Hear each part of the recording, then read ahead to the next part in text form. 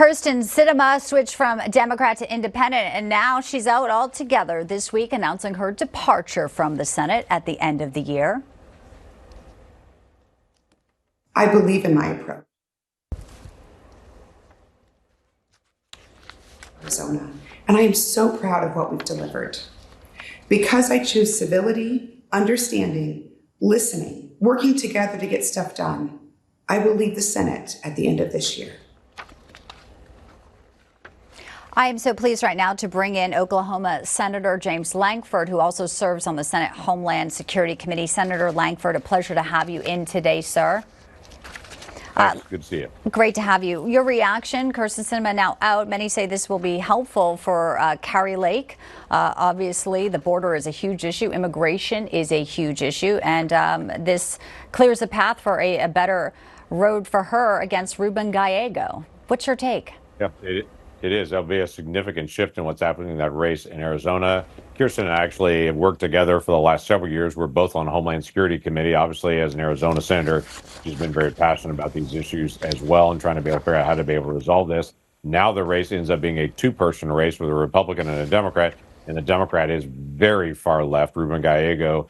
And the people of Arizona will have to determine if they're going to take a very hard move to the left in Arizona, or if they're going to actually look for somebody that's going to actually try to be able to solve the border, solve the economic issues, to be able to bring more stability. Yes, that is obviously a major concern, and one that we are waiting to see how Biden addresses this evening.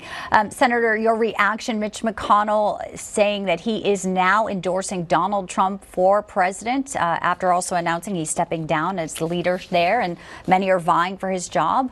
Part of his statement is up right there. Should come as no surprise that as nominee, he will have my support. I'd like to get your take on that. Obviously, Trump's asking for unity. And maybe who is best to be the next leader there to fill McConnell's shoes? Yeah, there'll be several folks that are actually engaged. Obviously, John Thune, John Cornyn have both announced that they're going to run for the next leader. That contest is actually not until November. And so many folks are now used to watching the House election, and to be able to see in the House, to be elected Speaker of the House, you have to have a majority of the entire body. But in the Senate, it's only the majority of your conference.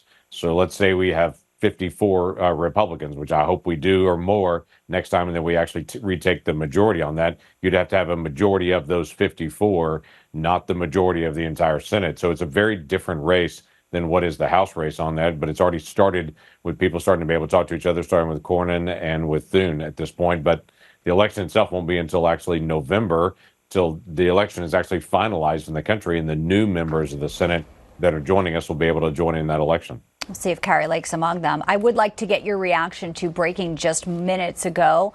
President Biden tonight at the State of the Union will announce this temporary port outside of Gaza on the shoreline to bring in humanitarian aid, and no boots on the ground. It's clear the White House said that the port and the temporary pier could be built from off the coast. It will be U.S. military engineers. Senator Lankford, in this report from the AP, it says we are not waiting on the Israelis. This is a moment for American leadership. That, according to a U.S. senior official. Your take on this announcement and the timing of it? Obviously, it's been a huge issue for Biden with what's happening in Gaza. Yeah, let me make it really clear that Israel is our ally, and we should be doing everything we can to be able to walk alongside our ally, as our ally is trying to be able to prevent future acts of terrorism coming at them. We can't lose track of the fact that October the 7th, Israel was ruthlessly attacked by Hamas coming from the same area of Gaza.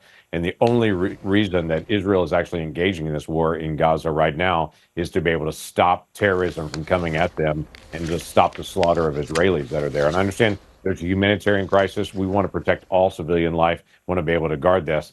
But I don't want our president to be able to go around Israel and to be able to say we're doing something in opposition to what Israel is interested in, or to be able to do something in such a way that undercuts what Israel is trying to be able to accomplish there, to be able to bring peace to the region. So I'll have to see the rest of the details there. Honestly, the whole region there, and many of the countries, whether it be Saudi Arabia or UAE or Qatar, all those, they need the ones actually taking the lead. They need to be the ones taking the lead there in some of the humanitarian efforts in Gaza, and then also pushing the people there to actually not carry out acts of terrorism against Israel. Senator Lankford, appreciate your time and your input today on this breaking story, and also a look ahead to the new faces perhaps in the Senate in the few months. Good to have you in, sir. Look forward to all those new faces in the Senate in the days ahead. So good to see you as well. Thank you so much for your time.